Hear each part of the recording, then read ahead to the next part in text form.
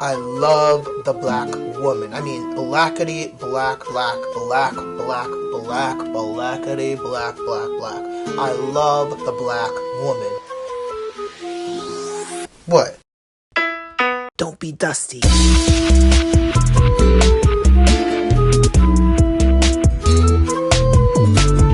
Let's talk about qualified immunity. So boom, you get brutalized by some pussy-all and you can't go to criminal court because you already know that the district attorney is not going to do their job and charge a criminal police officer. So you go to civil court because really that's the only option that you have left. But then once you get to civil court, you realize that the Supreme Court has intentionally made it very difficult for you to sue and then win against a criminal police officer. For example, one of the rules of qualified immunity requires people who have been victims of police brutality to show the court that the court has already decided a case that's similar to yours. So if you've been a victim of police brutality and you cannot show the court that they've already decided a case that's almost identical to yours, you will not be able to sue the police officer who has brutalized you. So it goes without saying that we have to get rid of qualified immunity. The question is, how? The Supreme Court. The Supreme Court made up qualified immunity through a series of decisions made in these 5 cases. Because the Supreme Court created qualified immunity, they really should be the ones to end it. So 2 out of the 9 judges sitting on the Supreme Court have expressed their desire to re-examine qualified immunity, but the only way the Supreme Court will hear a case is if 4 out of the 9 judges agree to hear the case. Since the protests have started, the court has declined to hear any cases involving qualified immunity. Now, in their defense, the court may be waiting for a good case to hear, but people are dying. We don't have time to play these games. The fuck? Why? This is unacceptable. We're sick of this shit. So, we're gonna continue to hit the court up. Hit them up. And you already know we're gonna talk about the Supreme Court a little later. But in the meantime, we're gonna explore other options. Next, Congress. We could put more pressure on Congress to get rid of qualified immunity, but Congress is in Republican control and they are petty. So we may have to wait for another election cycle before we can get Congress to do what we need it to do. So we should continue to apply pressure on Congress, but we need to explore alternative avenues to get rid of qualified immunity immediately. And side note, if Congress doesn't get it together, then come November, all the dusty ones got to go by any means necessary. And we will discuss that during election season. That leaves us with state legislatures. The quickest and most effective way to end this qualified immunity issue is for states to write laws that get rid of qualified immunity on the state level. But then states have to follow up by creating laws that criminalize police brutality. Enter Colorado. On June 19th, 2020, Colorado passed Senate Bill 2217. Now the law of Colorado. SB 2217 got rid of qualified immunity in the state of Colorado. But then it went even further. SB 2217 requires all officers to wear and turn on body cameras or face the consequences. Officers must report other bad officers. SB 2217 creates a duty to stop an officer if he's doing fuck shit. And SB 2217 requires police departments to send their state legislatures all information on police-involved shootings. So Colorado's SB 2217 is a really good start, and other states should use it as an example. But understand, every state is not going to be on board with getting rid of qualified immunity, and to that we say this. Every single time a case involving police brutality is settled, the taxpayers foot the bill. The taxpayers will pay for that settlement in one way, shape, or form, honey. So whether you're for it or against it, the fact remains. Qualified immunity is a bad policy all around. Let's work diligently to get rid of it immediately. So acceptable legislation on qualified immunity will do the following. 1, it will get rid of qualified immunity. 2, it will create a duty to intervene. 3, it will create a duty to report. 4, it will require all police departments to submit all data on police-involved shootings. 5, it will require officers to wear and then turn on their body cameras or face discipline.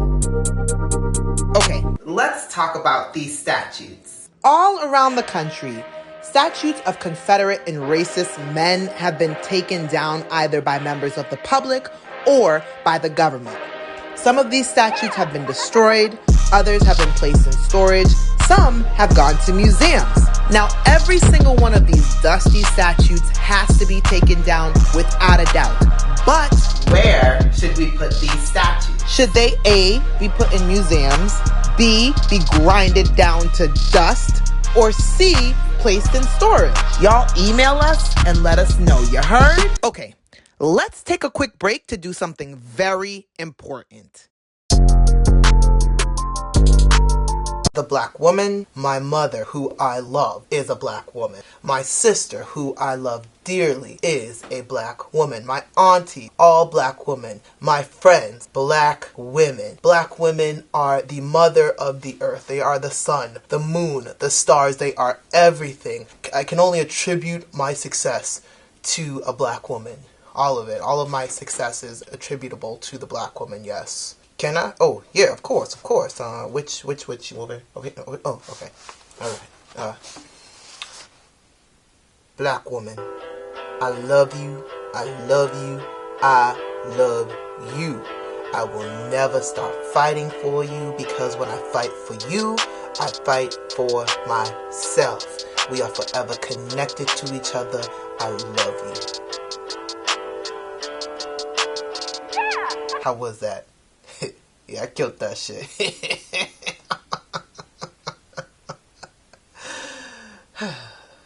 Black woman, if you feel like you're under attack, it's because you are. Your new StepMom, the show, is here for you.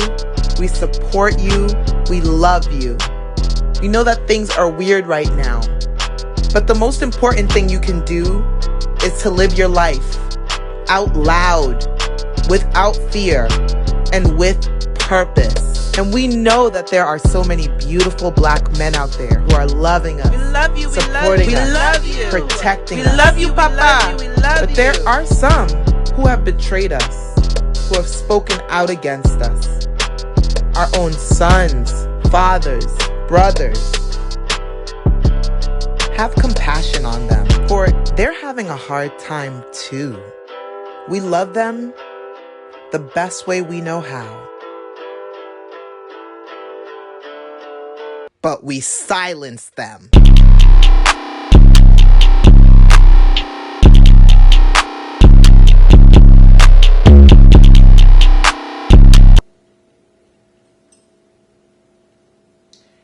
Let's talk about reparations. Even though slavery ended hundreds of years ago, the United States government continues to hold black people back with racist laws, policies, and institutions. This has created what's called the racial wealth gap. The median white household's wealth, their savings, assets, minus their debts, is $171,000. The median black households is $17,600. And that gap is still growing. This is something that started with slavery, but it's never diminished over time. And that's because government policy keeps perpetuating the circumstances for the wealth gap. Just in case you're lost, the racial wealth gap is that white people as a group have more money than black people, and they've been able to accomplish this with the government's help. So now the question becomes, what reparations should be given and who should get them? Here's Cory Booker. My baby bonds plan, which would be putting $1,000 into the bank accounts of every American child born. And then based upon income, every year, you can get deposits in that account. The lowest income people would get $2,000. With compounding interest, by the time a child is 18 years old, the lowest income kids would have upwards of $50,000 of wealth now to invest in things that create generational wealth. Here's Killer Mike. for reparations for what this country owes us for getting a 200-year economic head start and allowing them to be a world power in under 500 years. We need physical land. In terms of drug war reparations, we deserve all the drug war reparations because we have shouldered the burden of the drug war. So there are dozens of theories on reparations. The question is, how do we decide? The answer is H.R.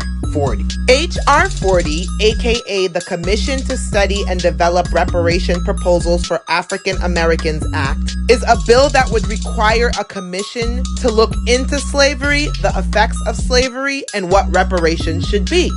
Now, the commission will include experts from around the country, but it should have some hood niggas up in there, straight up. Whatever the case, the commission needs to go big and focus on wealth creation and wealth generation.